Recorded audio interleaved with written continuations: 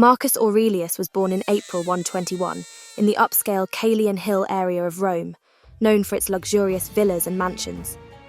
He was named Marcus Annius Verus, after his father and grandfather. The Annius family, originally from Boetica and of Italo-Hispanic descent, had amassed considerable wealth through the olive oil business. The family's political ascent began during the Flavian dynasty, with Marcus's grandfather achieving patrician status and holding various high-ranking positions, including city prefect of Rome and consul. By the time of Emperor Hadrian, the Annius family had become highly influential, securing a prominent position within the emperor's close circle. Marcus Aurelius, from a young age, found favour in Hadrian's eyes, receiving numerous honours and distinctions aimed at grooming him as a future protégé. Notably, at the mere age of 6, Marcus was inducted into the Equestrian Order upon Hadrian's direct recommendation. Don't forget to like and subscribe, as this is a small channel, and your engagement helps us to create more videos for you. Just 1 year after being inducted, Marcus embarked on his educational journey through a method akin to what we recognise today as homeschooling.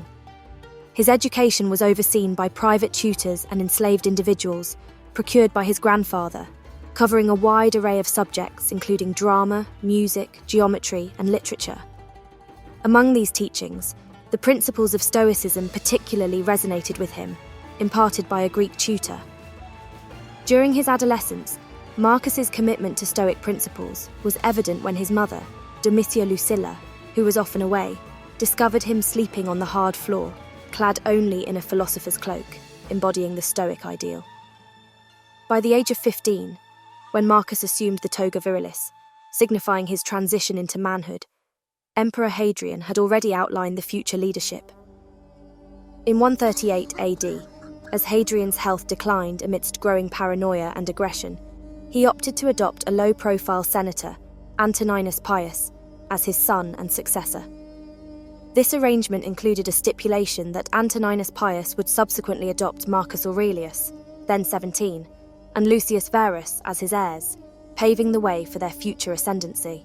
The appointment of the elderly magistrate served as a temporary solution, intended to bridge the gap until Marcus had garnered sufficient experience to take the throne, with Verus standing by as a backup option.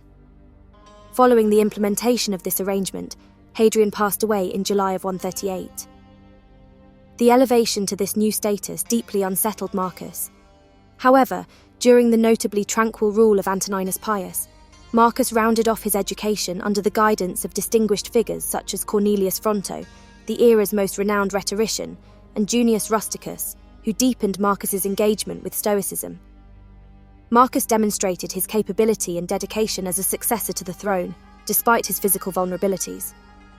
His political career progressed as he was appointed quaestor, served twice as consul, and was bestowed with tribunician and proconsular authority, clearly indicating his path to succession. Marcus's prominence was further affirmed through the minting of coins bearing his image as Caesar of Rome. To strengthen his ties with Antoninus, Marcus married the emperor's daughter Faustina in 145. The couple welcomed their first child 2 years later, the eldest of what would be 13 children. Contrary to expectations of him being merely a placeholder, Antoninus's reign extended over 2 decades. Marcus's refusal to overthrow his adopted father, despite the prevalent culture of assassination and political maneuvering in the Roman imperial context, speaks volumes about his integrity. This loyalty was likely fostered by the deep bond between the two. Marcus's profound mourning over the death of a cherished tutor drew criticism from some courtiers for being excessively demonstrative, which they deemed unbecoming of Roman Stoicism.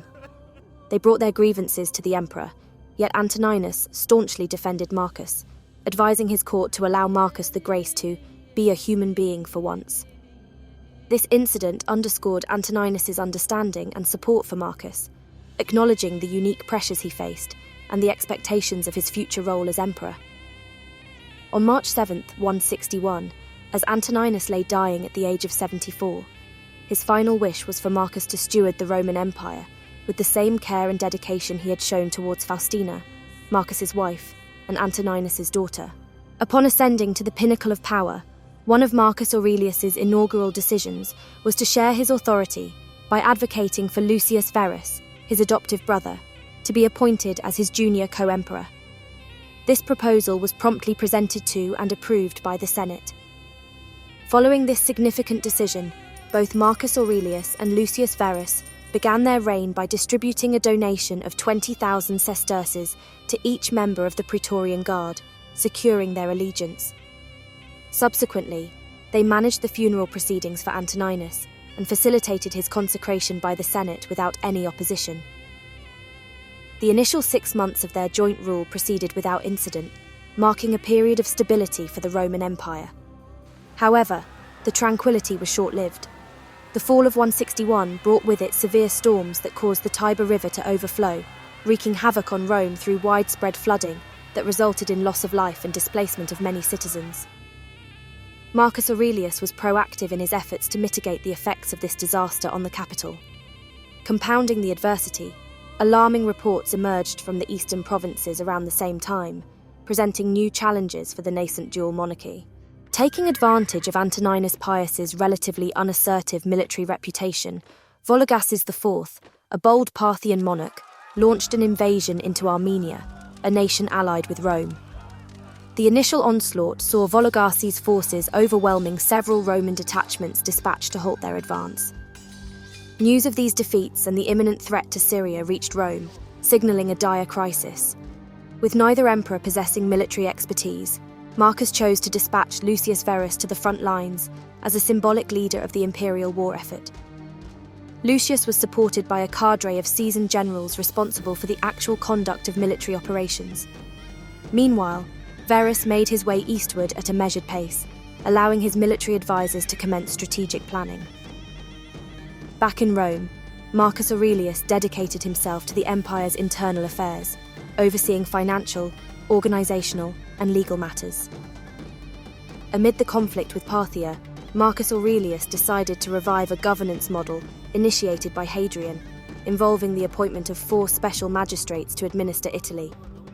This system, though previously unpopular, was reintroduced with limited powers to address concerns from the Senate, aiming to improve the efficiency of domestic administration during the military campaign. Marcus Aurelius struck a delicate balance between ensuring effective governance and maintaining the satisfaction of Rome's traditional aristocracy. Yet, he steadfastly declined to prioritize the Senate's privileges over the welfare of the empire. In a bid to attract and retain skilled magistrates and officials, he expanded the range of opportunities open to the equestrian class, equites, and enhanced their remuneration. During his rule, the position of the emperor's accountant, rationibus, was notably filled from the ranks of the equites. Marcus Aurelius innovated by creating a parallel to the Senate's prestigious cursus honorum for the equestrian order, allowing them to advance through a series of ranks based on merit. This initiative not only showcased the capabilities of the equites, but also broadened the reservoir of competent individuals available for public service. Figures like Pertinax and Septimius Severus, who would later emerge as significant leaders, were products of this system. Concurrently, the emperor skillfully enhanced the prospects for senators, ensuring they were compensated for any lands requisitioned for imperial use, offering them additional positions, valuing their opinions on various issues, and promoting new families into the senatorial class from throughout the empire. This approach allowed Marcus Aurelius to reinforce the empire's administrative backbone while keeping key societal pillars engaged and supportive. Marcus Aurelius distinguished himself as an emperor through his adept handling of judicial matters. His proficiency in legal affairs was evident, and he approached the rigorous demands of administration with dedication, often engaging directly with the numerous petitions that reached his desk. In situations requiring strict adherence to law, such as tax evasion cases, Marcus applied the law rigorously, demonstrating his commitment to legalism. Yet, Marcus was not without empathy. He knew when to apply the law with compassion. An illustrative case involved a Roman woman who had inadvertently married her uncle, a union both were unaware was forbidden. Upon their appeal, Marcus showed understanding for their situation. While technically their marriage violated the law, he upheld the legitimacy of their children, balancing legal integrity with humane judgment. Parallel to his judicial responsibilities, Marcus also focused on strengthening the military. He maintained vigilance over the Danube frontier, initiating the formation of the 2 and 3 Italica legions to reinforce this critical border. By the end of 165, Marcus Aurelius's commanders had successfully repelled the Parthians and advanced into Mesopotamia, reclaiming dominion over vassal states like Osrhoene. Avidius Cassius emerged as a celebrated figure in this conflict, capturing the Parthian seats of power, Seleucia and Ctesiphon, and extending his campaign into Media. In recognition of his remarkable contributions, Cassius was named prefect of Egypt, essentially serving as the emperor's representative in the eastern provinces. While the military leadership was actively engaged on the battlefield, Lucius Verus was reportedly immersing himself in the pleasures found in the cities of Laodicea and Antioch. Despite his minimal involvement, Verus assumed the grand title of Parthicus Maximus. The return of the legions in 166, however, marked the beginning of a new crisis. The troops inadvertently introduced a devastating smallpox outbreak, later known as the Antonine Plague. This epidemic ravaged the empire, causing massive population losses, which in turn severely impacted the empire's tax revenues and available manpower. In the overcrowded streets of Rome, the famed physician Galen and the senator Cassius Dio provided grim accounts of the situation, detailing thousands of fatalities daily. The Historia Augusta similarly paints a bleak picture, noting that carts and wagons were often used to transport the bodies of the deceased, which included numerous distinguished individuals. Marcus Aurelius responded to this crisis with measures aimed at mitigating the suffering of the Roman populace.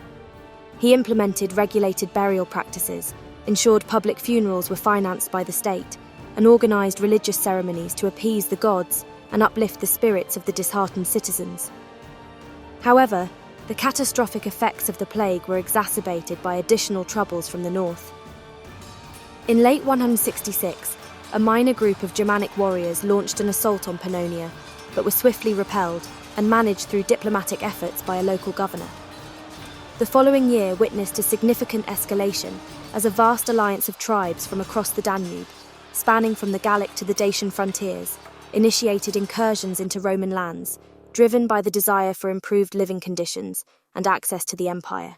The Germanic invasion penetrated defences effortlessly, pillaging its way through the provinces until it reached the outskirts of the affluent city of Aquileia. However, unable to besiege Aquileia effectively, the invaders withdrew northward, leaving a trail of devastation and a pervasive sense of dread.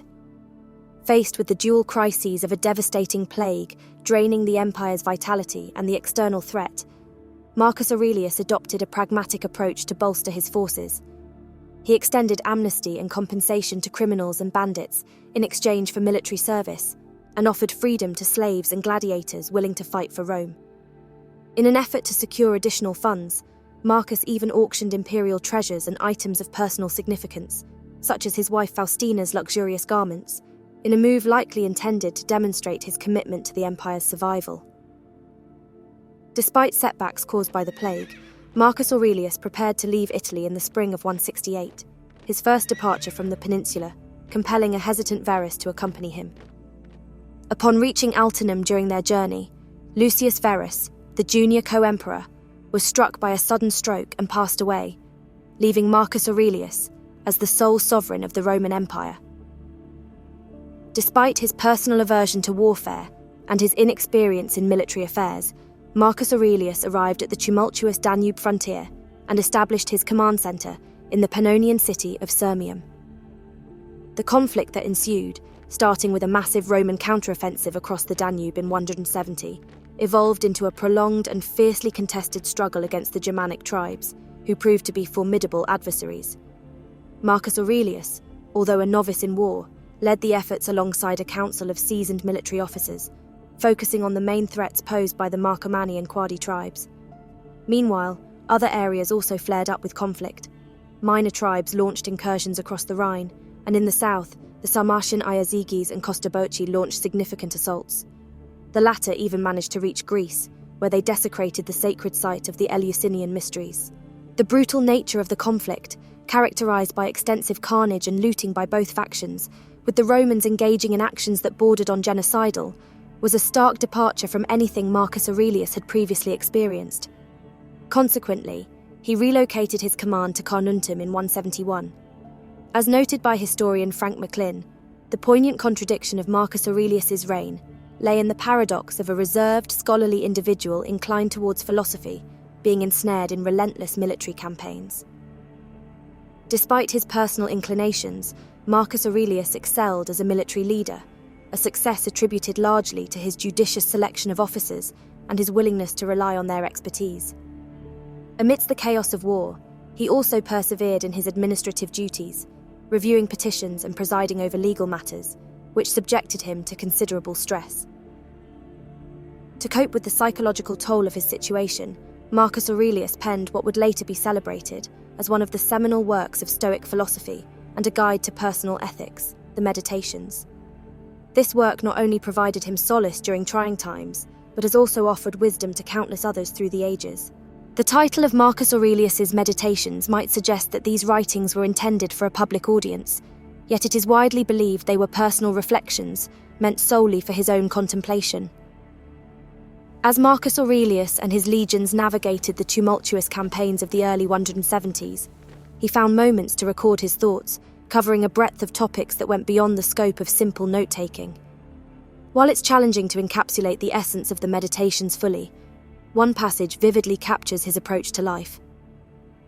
If you undertake the task at hand by adhering to the principle of right action, with zeal, integrity, and benevolence, without letting distractions veer you off course, maintaining the sanctity of your inner spirit as though you might soon return it to its originator.